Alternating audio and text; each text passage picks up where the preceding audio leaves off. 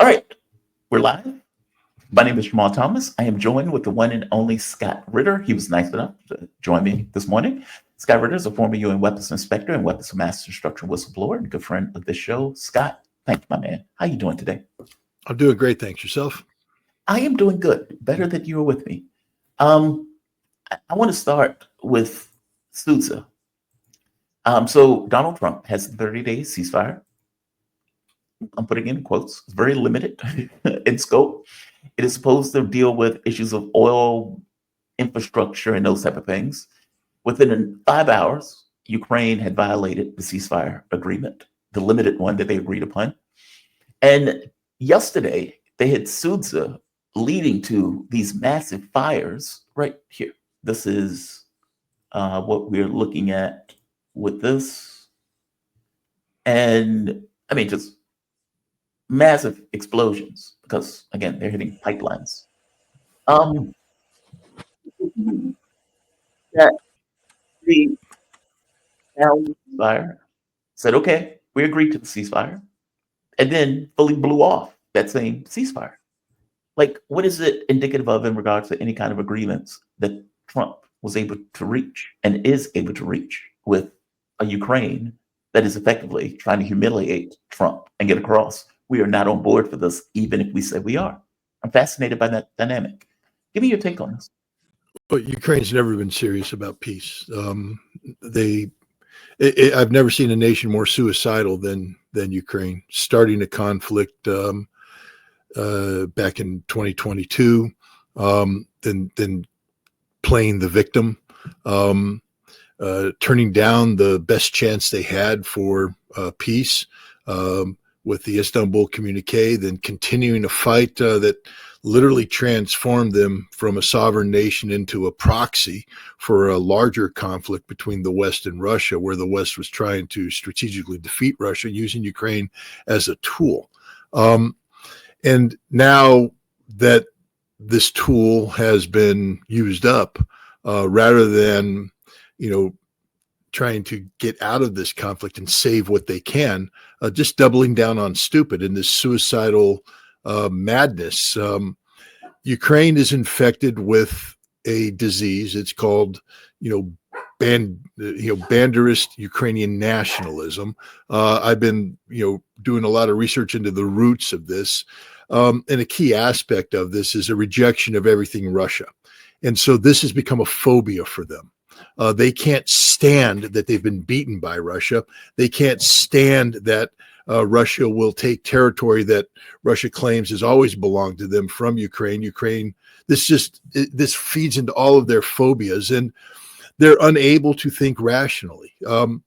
Immediately after they attacked the gas transfer plant, they said Russia did it. I mean, this is literally, it won't stand up under any forensic examination. It just shows a total disregard for any agreement they've come into, but it also disrespect for the United States. And then they've also attacked, I think, in Krasnodar, another oil plant, big fire there.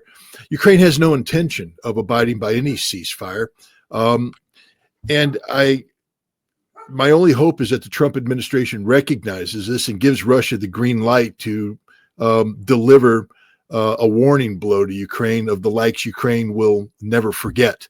A warning blow that says, if you want a war, you will get a war, but a war means none of you live.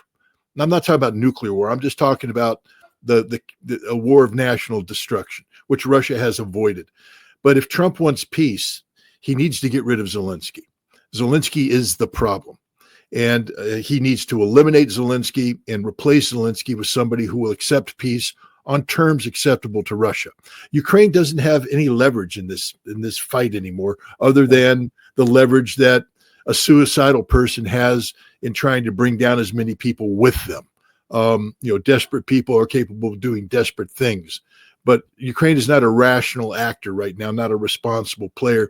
And that's because of the leadership of Zelensky. And, his phobias are being fed by Europe right now. He's in Europe right now being spoon-fed all the things he needs to hear to continue this nonsense.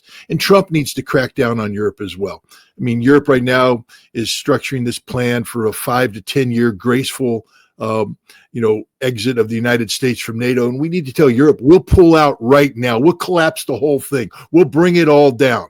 If you want to play this stupid game, then you will win stupid prizes, because that's what's happening here. Europe and Ukraine are playing the dumbest of games. It's a very dangerous game. Trump has given everybody a chance for peace, and the Russians are willing to accept this. Ukraine and Europe apparently are not. No, they're not. And as you pointed out, Zelensky is over there right now repudiating everything that Trump seems to be agreeing with. I mean, Witkoff goes over to Europe. Donald Trump has a conversation with Putin. Putin gives no ground. The ceasefire agreement that they agreed to, well, there was no rationale that Russia was going to hit the energy grid anyway within 30 days. So, yeah, okay, Donald Trump got something to hang his hat on and some leeway where he can say, I got something out of this deal. But Zelensky is talking to the leader of Finland, and it's like, yeah, we're not going to give up territory. We're not going to give up any of this stuff. Behind the scenes, it is saying that Ukraine is accepting the fact that territorial concessions are going to be a part of it. Openly, Zelensky is like, we're not doing that. How would you go about getting rid of him? How would I go about getting rid of him? I mean, I know that's a weird question to say, and I don't mean somebody whacking him. I just mean, you're right. He's an impediment. No, but Jamal, we're in. Let's just be honest. We're in big boy rules games right now. Okay, Zelensky has betrayed the United States, betrayed the cause of peace, and is threatening the world with annihilation. Because this thing, if it spins bad, could go nuclear. Remember, it wasn't just a little while ago that we're talking about. So this isn't, funny kid games. This is the CIA arranges somebody to come in and plug his head with a bullet kind of game. This Zelensky has to go. If he doesn't want to go willingly, then he goes violently. And the United States has done this in the past. It's not a proud history, but it's a tool that is available to be used. And, I'm not openly advocating for that. I would prefer, nonviolent, peaceful resolution to these issues. But I want to remind people listening here that the game Zelensky's playing is costing thousands of people their lives every day. Most of them Ukrainians. All right. And it could cost millions of lives globally. It's not a winning hand. He's not coming out of this with anything he wants. He's simply playing a stupid game to feed his narcissistic ego that's cocaine fueled, because it is cocaine fueled. The man is a drug addict. We also need to acknowledge that reality. The time for intervention has long passed. This man doesn't think clearly. He's under the influence of substances that feed into his narcissistic nature. And the end is this self-destructive behavior. So I think it's time for the gloves to come off. I mean, he needs to be told, you're done, you're finished, you're out of here. And there's only one nation that can tell him that, and that's the United States. And we can make it happen instantly. The man has a life expectancy of 0 if we choose to execute this option. And there's any number of ways that this can be executed. You can do it indirectly, directly. All you have to do is drop a hint that you want it done, and it will be done by people who are looking to curry favor by the United States in a post-conflict environment. So he is the problem. Zelensky is the problem, and he must be eliminated, because the longer this goes on, he's threatening to sabotage everything. And when I mean everything, it's not just peace in Ukraine. I'm talking about the potential of the United States and Russia normalizing relations, heading us down a track where cooperation, not conflict, is the name of the game. And that feeds into an overall environment of stability. Look, not to get too far off, if there's one chance for getting out of this Iranian crisis that we currently face, it's Russia willing to step up and negotiate an end to this conflict. That would be doing America and the world a huge favor. But why would Russia do that if the United States is in the business of facilitating Ukraine's continued refusal to recognize reality and bring harm and destruction to strategic interests? Ukraine attacked Ingalls Air Base. That is a base that is home to Russia's nuclear-capable aircraft. That is a trigger for nuclear war. straight up, doctrinally, if you attack our command and control or strategic nuclear infrastructure, we can take you off the map. Now, Russia's not going to do that, but this is why it's serious, people. This isn't a game. Ukraine has lost this war. Russia has never gone to war. But if Ukraine's going to act like it can do these strategic strikes against Russia and pay no price because they think that the Russians are afraid to lash out because that would undo the peace, then Ukraine's in charge. And that's like putting a madman in charge of the insane asylum. There's also the secondary thing that Russia distrusts the U.S. for good reason. And seeing Donald Trump ignore the ceasefire deal that he agreed with Hamas, and now seemingly seeing Ukraine ignoring a peace deal. Okay, well, what does that mean for a peace process? Like, if the U.S. took the position, despite the fact that Israel was continuously violating the agreement with Hamas, and we paid no mind to the fact that Israel was violating the deal with Hamas, and then you get a deal with Ukraine that is limited in scope, extraordinarily limited in scope, and then they violate it immediately, and there's no response by the U.S. for the violation of Ukraine of that deal. Okay, then what does it mean for a larger deal with the U.S. when you need to be able to trust them in any deal and negotiation that you end up with? Yeah, I mean, I'd like to know a little bit more about the goings on, because while I don't want to give the United States a pass on what's going on in Gaza, I think we have to understand that Netanyahu is under tremendous pressure domestically, with Shin Bet coming after him, the courts coming after him. And rather than saying the United States greenlit anything, I think we need to also play, a possibility that Netanyahu is an insane, desperate man capable of doing insane, desperate things. Yes, I would like the United States to speak out more fervently, but we don't know what's going on behind the scenes.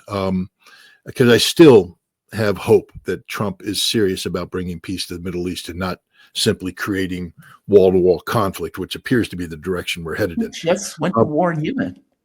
He's doing bombing raids. Well, but again, I'm Jamal. I support Ansarallah and all that. But the United States made it clear that the disruption of international shipping and international shipping lanes is an act of war and not going to be tolerated. We made that clear under the Biden administration, and Trump is making it clear. It's consistency in policy. Yemen made a decision. Their decision is morally founded, but don't be surprised when the world says no and respond. I accept that. But the best way to finish this isn't to bomb Yemen into submission, because that's not going to happen. Exactly. It's to get Israel to stop doing stupidity in Gaza. That should be our focus of effort. Why we think we can bomb a nation that's been bombed for a decade and hasn't blinked into submission is beyond me. But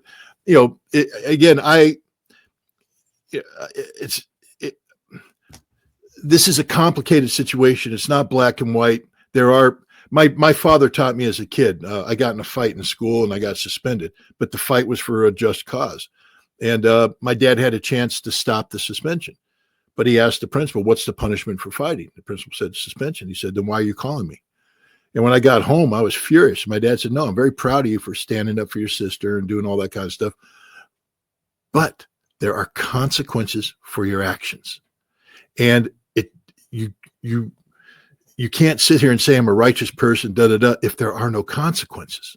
I mean, what the Yemeni, what Ansarallah is doing all the more honorable is they understood the consequences of their actions, and yet they did it anyways. But there are consequences.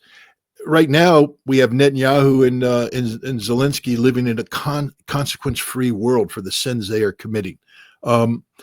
Israel is much more complicated because of the domestic political reality here in the United States, where Zionists apparently have seized control of everything. I'm surprised you and I are allowed to talk. It may not be long, so much longer. It may not be so long. But Zelensky, doesn't have. I mean, although there is a very strong Ukrainian diaspora presence, stronger than almost any Americans realize in the foreign policy structure of the United States. the Ukrainian nationalists, the Ukrainian diaspora doesn't have America by the scruff of the neck, so to speak. We could hold him accountable. I'm going to give the Trump administration the benefit of the doubt. And what I mean by that is we don't know what's happening behind the scenes. We don't know what phone calls are being made and things of that nature. But if this persists without any effort by the Trump administration to stop Ukraine or punish Ukraine, then you're 100% right. Russia has to ask the question, why? Look, they're getting ready to meet in Riyadh, delegation. And you say that Putin didn't give anything. Putin's willing to discuss opening up the Black Sea to Ukrainian commerce. But what the Russians are saying, that's why they brought this FSB guy, is they're going to brief the United States on how Ukraine and the West have conspired to use previous agreements on grain shipments to ship in weaponry under disguise, to bring in explosives that were used to blow up the Kerch Bridge, and all this. And they're going to say, this is what they've done.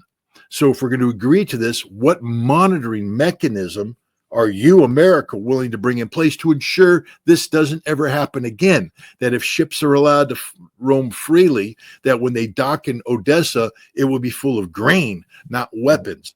And it's going to be up to the United States to say, okay, we're going to impose this. And then the Russians have to have faith in that. So Putin has put something on the table. This is a major concession. But the Russians are saying, and this is a test for the United States, because if the United States can pull off this Black Sea agreement, then Russia will say, okay, now let's look at the next thing and the next thing and the next thing. It's common sense, but it's not that Russia hasn't put anything. Russia just isn't about to yield the advantages that they've accrued over time on the battlefield, and politically and diplomatically. They're not going to yield them on a wing and a prayer. They need proof that there will be an effort to enforce, whatever control mechanisms are in place, so that Russia doesn't once again find themselves being naive and agreeing to something only to find that Ukraine has abused this. And again, can Ukraine be trusted? No, not at all. Not at all. And this government especially, it has to go. Europe, as you say, is gassing up Zelensky's head. And I saw the plan. I didn't get the opportunity to go into the article because I saw it this morning. But effectively, I read bits of it. The parts that I read basically boiled down to, within 10 to 15 years, Europe is trying to find a way to have a NATO without the United States. Now, NBC News reported that Donald Trump was interested in handing over control to NATO. I'm fascinated by that dynamic. I know I said that word a lot, but I'm fascinated by it because the entire point of NATO was a power projection device of the United States. And so for the US to pull out, we effectively are trying to give up control of some of the things that are taking place in Europe. Okay, well, Europe is trying to start a third world war. It's like we keep saving their ass out of these wars and they keep starting them. And once again, they're trying to start another. I mean, give me your take on this. Is there a NATO without the United States, considering the entire point was for it to be a power projection device of the United States? Well, actually, the birth of NATO was conceived in Europe by Europeans. And one of the reasons that NATO was created, to quote the British Lord who keep the Americans in, keep first the French Secretary General, was to keep America in. Because America doesn't want to be in Europe. Now, over time, we have used this to our advantage, our geopolitical advantage, etc. But it's a nightmare. Europe is a nightmare. It's a dysfunctional continent. Left to its own devices, it will fall upon itself as it has always done. There is no European unity. And America's tired of playing referee. We're tired of paying for it all. Europe has hidden under, or flourished, I should say, under two umbrellas: the umbrella of American security guarantees and the umbrella of cheap Russian energy. And because of that, Europe was able to create this fiction of a prosperous continent. But it's an artificial prosperity. If you're getting artificially suppressed energy prices and you don't have to pay through the nose to have this security, you get to walk around and act as if you're tougher than you are. The United States is just tired of this, fed up with it. Trump is. I should say, I can't say the United States, because the deep state loved it, because the deep state loved the rules-based international order, and NATO and the European Union represented part of this international order that the United States was using to project itself as the global hegemon. Trump has said we're no longer in the global hegemon business. We're not going to be the world's policeman. And when it comes to Europe, we're not going to front the bill for Europe anymore. There are things that we can do to ensure that we keep, that we don't totally betray Europe. For instance, Trump is talking about going in buying control of Nord Stream. Yes, and then when the gas flows, we have 50% control. And so, that way we at least can say Russia can't unilaterally do anything to control European. We're here, but the Europeans should be asking, but what is America? Because we blew it up before. We can, right. But that just again shows European dysfunction. It's a pathetic continent full of pathetic people led by pathetic leaders. NATO, first of all, NATO is the North Atlantic Treaty Organization. There will be no NATO if America pulls out. I don't even think Canada will stay with it, because Canada can't afford to stay with it. Canada may become the 51st state. We never know. We can laugh about it, but I'm just telling you right now, Trump is apparently dead serious about this. There's a Canadian snap election coming up in October. And if you don't think we're going to spend between now and October destroying the Canadian economy, so that all the Canadian politicians now are talking about is how they can't economically survive with America. And now you're going to start to see, it wasn't just too long ago in the 1980s that there were movements in Western Canada to break away from Canada and become part of the United States. I guarantee you that Donald Trump is dreaming of reviving this kind of discussion to get those debates going. And as James Carville said, it's the economy stupid. You destroy the Canadian economy, turn it into a political disaster, and you will have people starting to say, maybe we're better off with the United States. I'm not promoting this. I believe Canada's a sovereign state, but anybody who believes that Donald Trump isn't serious about making this happen apparently doesn't know Donald Trump. When the Secretary of State of the United States of America says, yes, this is a serious thing, that means it's gone from Donald Trump's personal little joke with Trudeau to official American policy. And now the American policy machine is involved. Canada is going to be in for a lot of hurt right now. This is the greatest threat to Canadian national security that has ever existed. Donald Trump's policy of bringing them in. It's not a joking matter. It's a very serious thing. And as an American, I'm somewhat insulted by it, because I wouldn't want anybody, coming in and doing this to us. And I don't know why America thinks we have a right to go do that to Canada. It's a sovereign state. We used to be very good friends with them. And I just don't agree. It's the same thing with Greenland. Why are we doing this to our Danish allies, to the Greenland people? Who are we to walk around and redraw the world's maps? But Donald Trump's going to make it happen.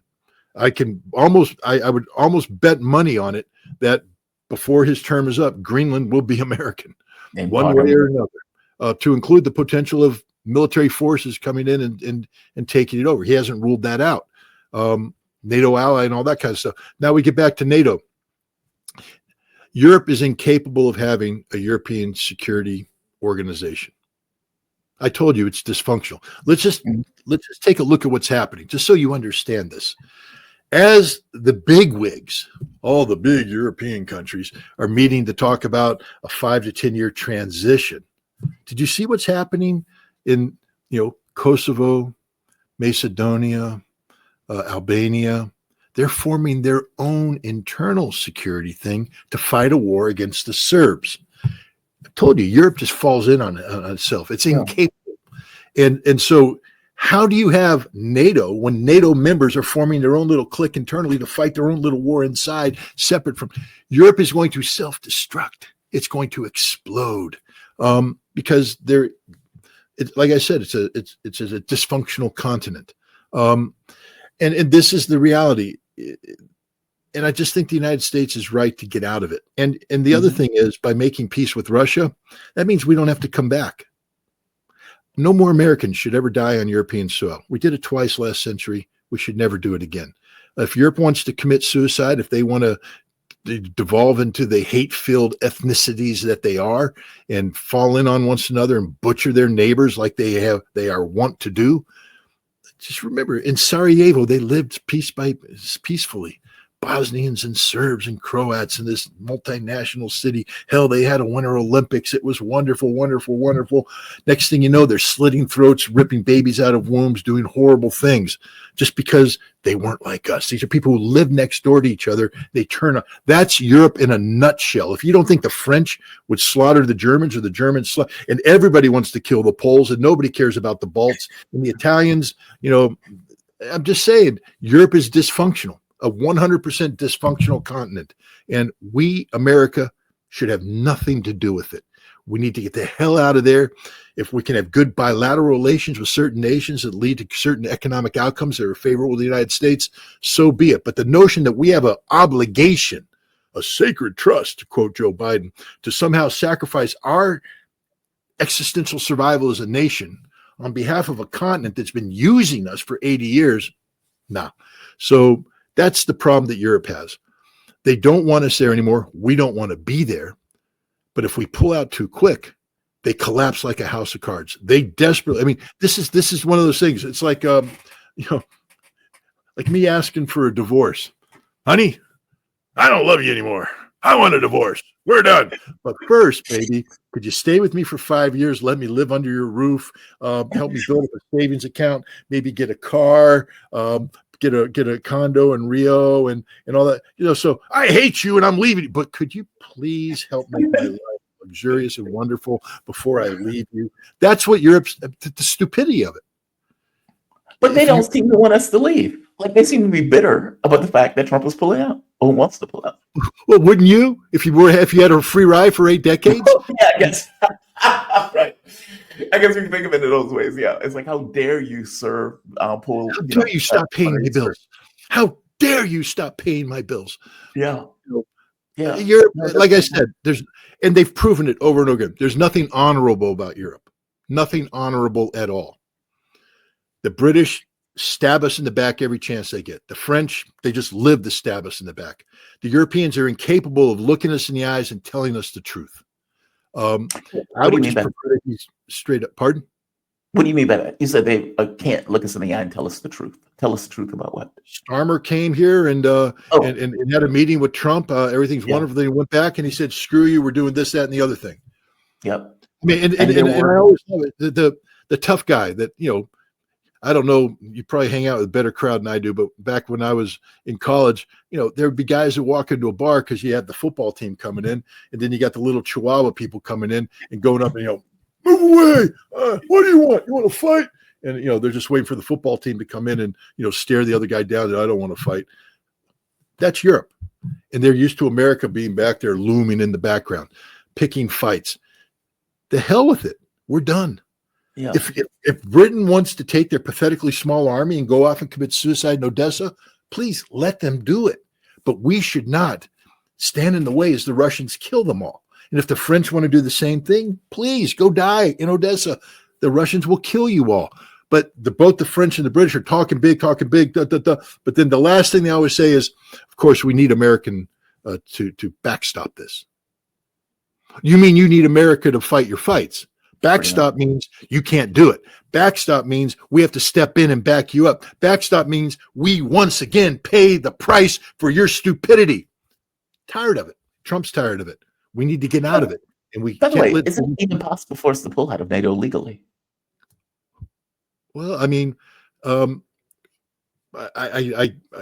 imagine Congress would have to get involved. It's a treaty thing. But Trump, commander in chief. Yeah. Yeah. All right. So if I were Trump, I would just say, we're closing out all the bases in Germany. They're done. 30,000 troops gone. And we're shutting down.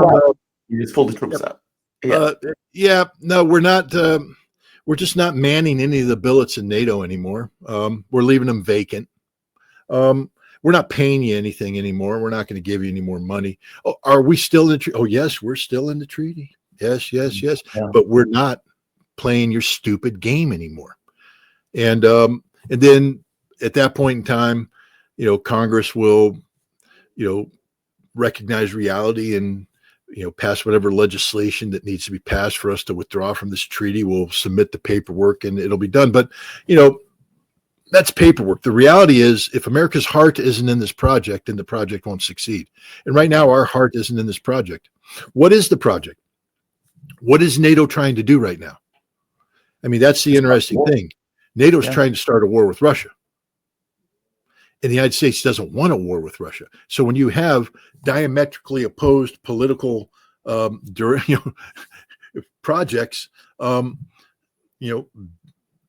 partnership falls apart. There is a strategic divergence of where Europe wants to go and where America wants to go right here. So it's over. The NATO experiment is over. It's finished. One last topic, Iran.